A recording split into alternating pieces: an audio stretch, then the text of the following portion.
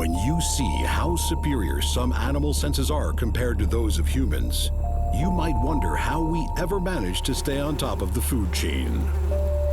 Animal super senses. You won't believe what's possible.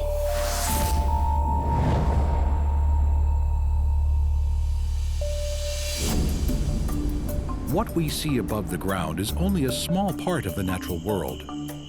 A busy, complex web of life lies just beneath our feet. Fossorial animals are well adapted to life underground. They live in burrows, tunnels, and mounds, using the earth or whatever substrate they live in to build their homes, find their food and friends, and stay safe from enemies. In this episode of Animal Super Senses, we find out more about the animals that have their feet firmly planted on or under the ground, and find out how their senses are tuned to survive.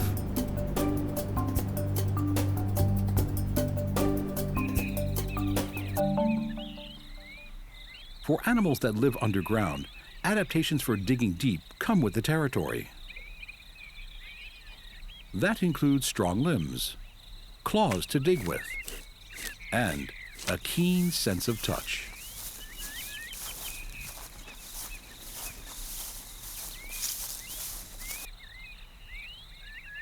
The wombat is the largest burrowing mammal, found in the temperate forest of southeastern Australia. They have stocky, powerful limbs, short necks, and broad, flattened skulls, perfect for pushing through the soil.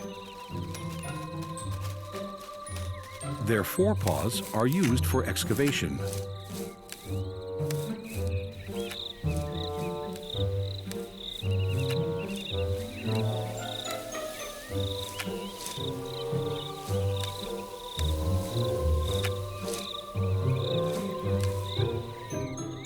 They can remove just about any obstacle with their incisors.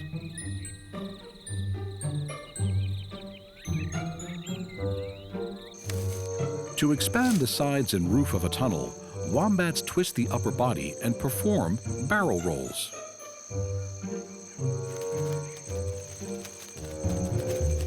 Their front end is backed up by an impenetrable posterior. Wombats have what is called a dermal shield on their rear, a plate of bone, muscle, and cartilage that can help defend their home from intruders.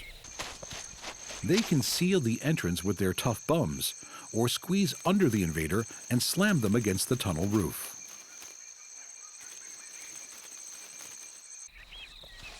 To avoid the heat of the day, this marsupial stays cool in its burrow.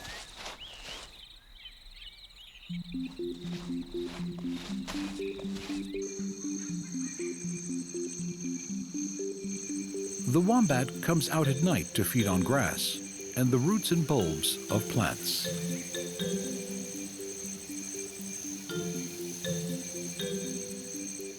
They are able to pick up the most tender shoots because of a split upper lip. And to cope with their fibrous diet, they have open-rooted teeth that are continuously growing, a feature unique among marsupials.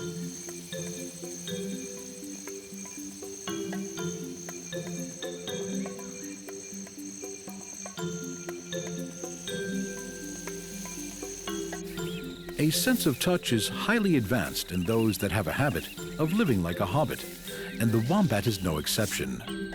Their cheeks, jaws, and wrists are covered in vibrissae, whiskers that are specially designed for tactile sensing.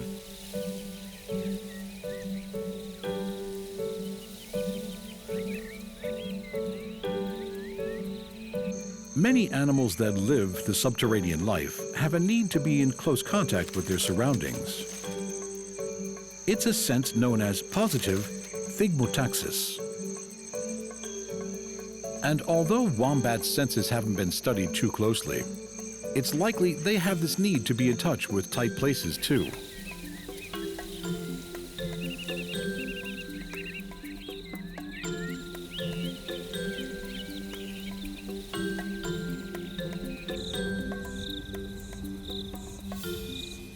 In the deserts of Central Australia, there are other creatures, many times smaller than the wombat, who also make their home underground. To shelter from the searing heat, rodents escape by burrowing deep into the cracks formed in the gibber, or stone-covered plains. Feeding mostly on seeds during the nighttime, they are perfectly adapted to the arid climate. They get all their fluids from their food. Gibber rodents live in small colonies, keeping in contact with burrow mates using a variety of calls, including squeals, whistles, chirps, and chatters. It's thought that their hearing is best at ultrasonic frequencies, perhaps an adaptation to avoid predators who may be listening above the ground.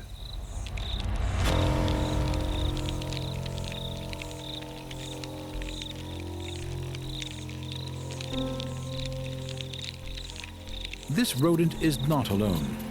Its subterranean shelter could be its undoing.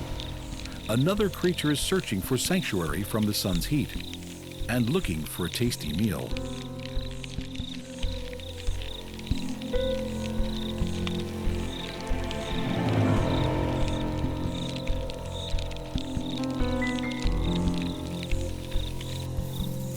The inland taipan dwells in the cracks and crevices of the dry, rocky plains. And lucky for them, their favorite food lives in the same place.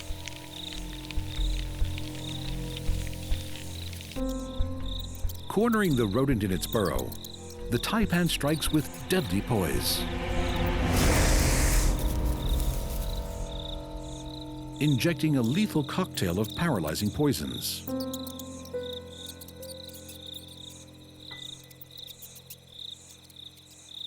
Its highly toxic venom is considered to be the most potent of any land snake in the world.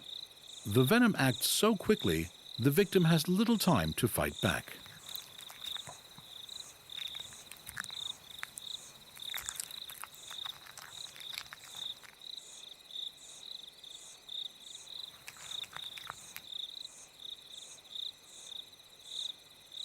Food is scarce in the desert, and the snake must make use of every sense to find its prey.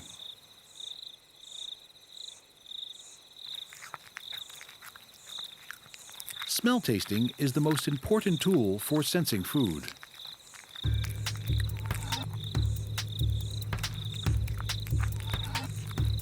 The forked tongue flicks rapidly, tasting the air for prey odors. This chemical information is then passed to the Jacobson's organ in the roof of the mouth, and then back to the brain for processing. Taipans can also detect their prey by sensing movement. They can hear by picking up vibrations along the ground. These travel through to the inner ear by means of a chain of bones in the lower jaw.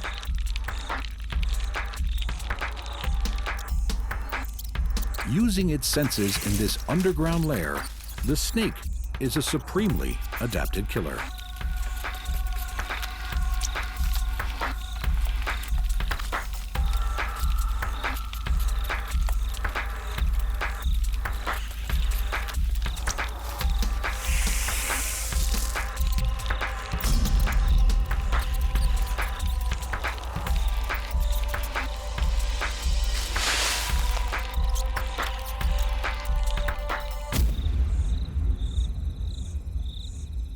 Searching for prey certainly tests the sensory limits of animals. But when your food is minuscule and hidden, it really does need super senses to find them. The short-beaked echidna has a specialized diet. It only eats ants and termites found deep under mounds and logs.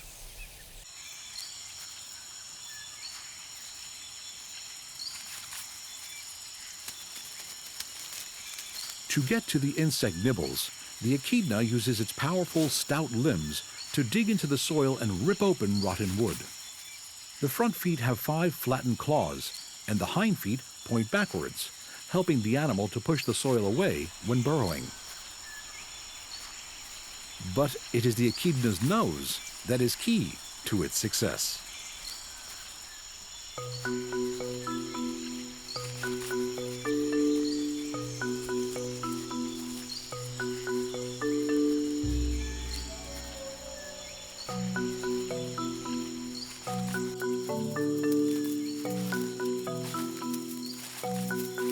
Highly tactile, 8 centimeters long and rigid, this fair-sized proboscis helps this spiny anteater forage and poke around for food.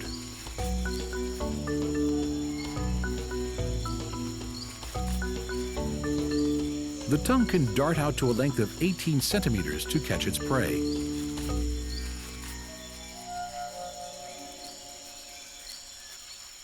And with the help of some very sticky saliva, with the consistency of molasses, ants and termites have little chance of escape.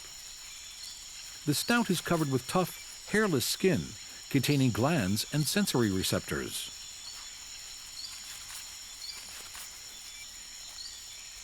Echidnas can detect prey by smell, but they also have an additional sense, found only in a handful of animals on the planet. With the tip of the snout, they are thought to have the ability to sense electricity. Until recently, the platypus and echidna were the only mammals known to use electro-reception.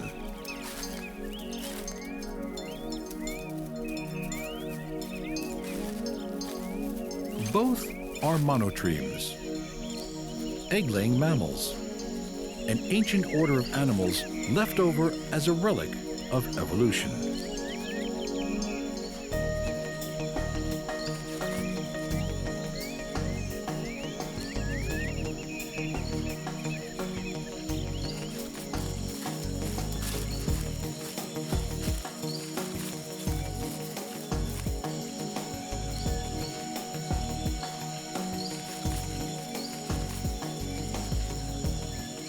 The structures responsible for the electric sense in echidnas are sensory mucus glands. It's not fully understood how they use these, but tests have shown they can detect weak electric fields in water. As water is a good conductor of electricity, echidnas may be able to detect moving prey in moist soil.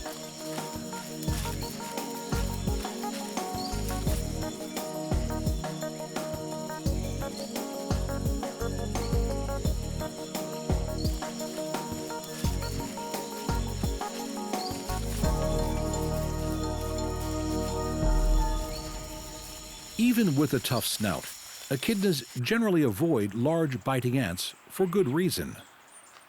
These nests are usually safe from anteaters. That's because there's a formidable fighter within. Australian bulldog ants are among the biggest and most primitive members of the ant world. They also pack a punch in their venomous sting.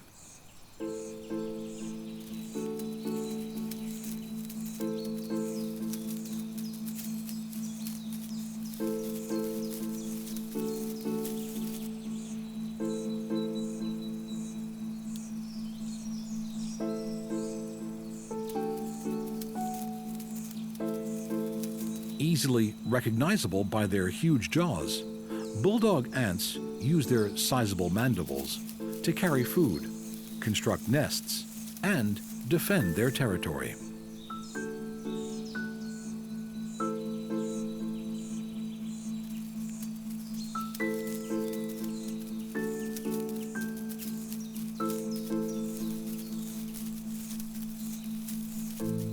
They are active hunters and ferocious.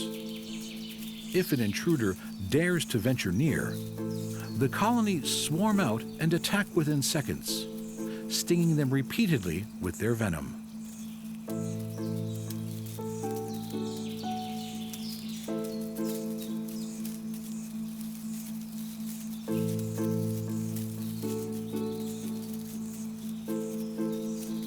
The ant chamber is underground and can extend several meters below the surface. It's here the queen lays her eggs, which hatch into fat, helpless larvae, lavishly tended to by workers.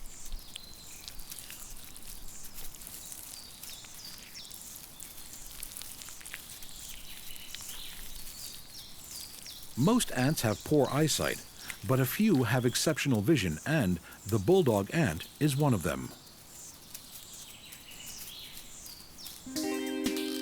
And they need their super sight to keep up with the insatiable appetites of their young siblings.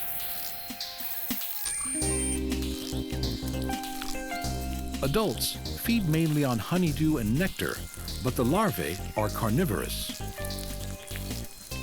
The infants signal their hunger by raising their heads. Worker ants on dinner duty leave the nest and hunt alone, using their large eyes to find prey. Once they find a victim, they immobilize it with a deadly strike and carry it back to the nest.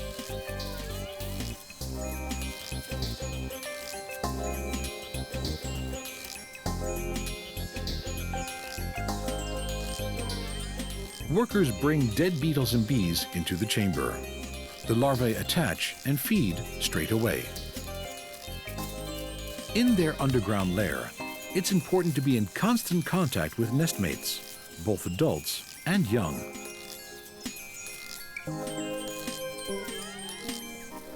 The ants' antennae are special organs that help them detect chemicals and are also the touch sensor. They are used to identify friends from foe.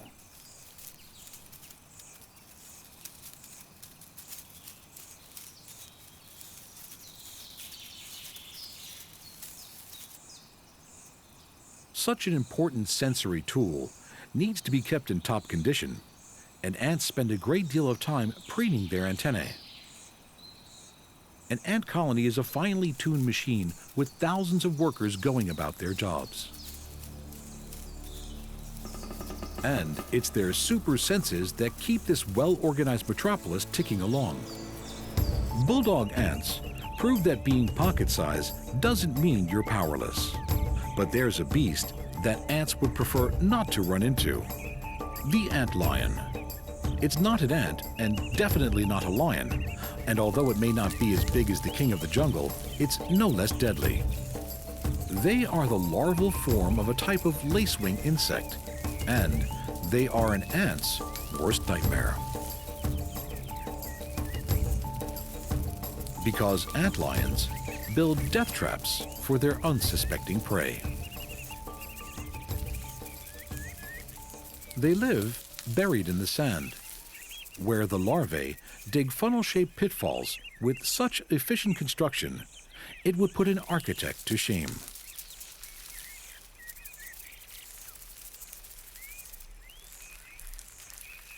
The slope is steep enough to guide prey to their mouths, but shallow enough to avoid avalanches.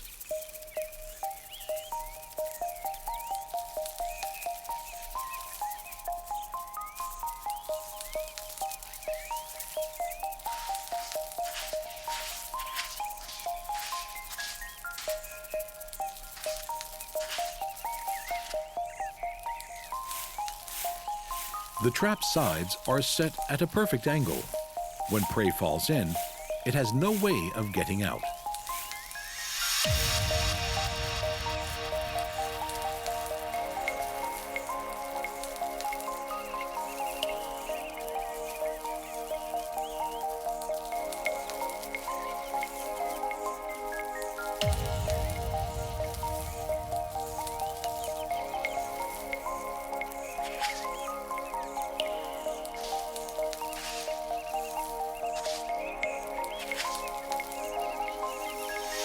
Thanks to the unique wave propagation properties of sand, ant lions can make use of the sand-borne vibrations to sense when their prey is near. These vibrations are picked up by sensory hairs on the head and antenna. It seems the ant lion's senses are perfectly in tune with its sandlocked life. Deep in the Namib Desert of southern Africa is another predator who detects prey from vibrations carried through the sand. These are sit-and-wait huntsman spiders, and this parched earth is their home. The Namib huntsmen live in burrows that extend diagonally into the dunes. At night, they hunt insects, waiting patiently for the telltale signs of dinner as it crosses the spider's domain. Elongated hairs, called trichobothria, line the antenna-like pedipalps and legs. These sensory hairs are stimulated by air currents and low-frequency vibrations. The spider waits until the subtle tremblings of the sand signals its prey is nearby, then darts out to ambush the victim. During the day, dune spiders escape from the heat of the sun by staying underground, only coming out to repair or construct their lair. It's not easy to dig tunnels in the shifting sands, but the spider succeeds by lining the walls with silk. And it's at this point that the spider is at its most vulnerable. Their arch-enemy is a pompilid wasp, a parasite with a predilection for laying its eggs inside the spider's body, so the hatchlings have fresh and living meat to feed off. But all is not lost because this particular dune huntsman has a nifty escape plan. If its burrow happens to be on the side of a steep enough sand dune, it takes off and effectively invents the wheel. The spider rolls onto its side, tucks in its legs, and cartwheels down the slope, accelerating to a speed of more than 1 meter per second.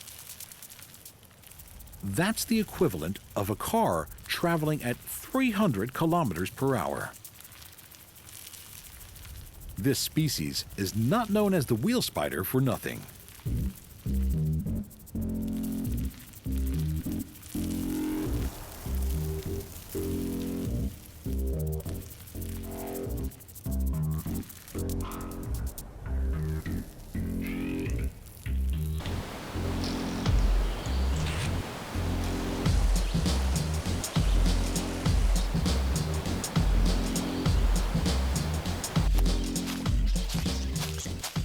Brush turkeys seem to have embraced the idea of modern man, because in this bird's world, it's the male that does the housework and looks after the kids.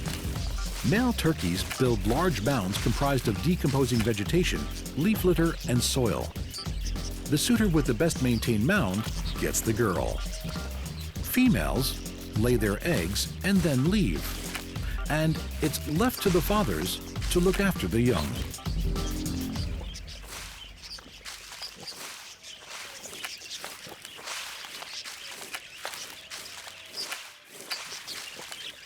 As the decomposing vegetation produces heat, it incubates the eggs. Keeping the right temperature is vital for their offspring's survival. So males check the warmth of the composting by inserting their heads in a hole. To keep a constant 33 degrees Celsius, the turkey removes or adds layers to the mound as needed.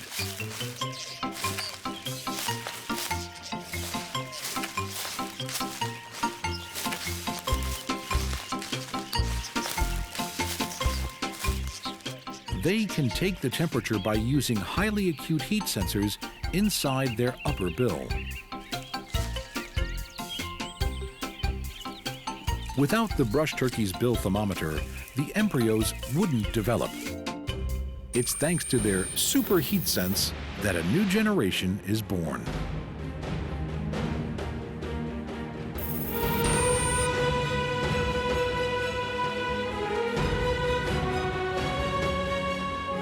The senses are the stars on animal supersenses.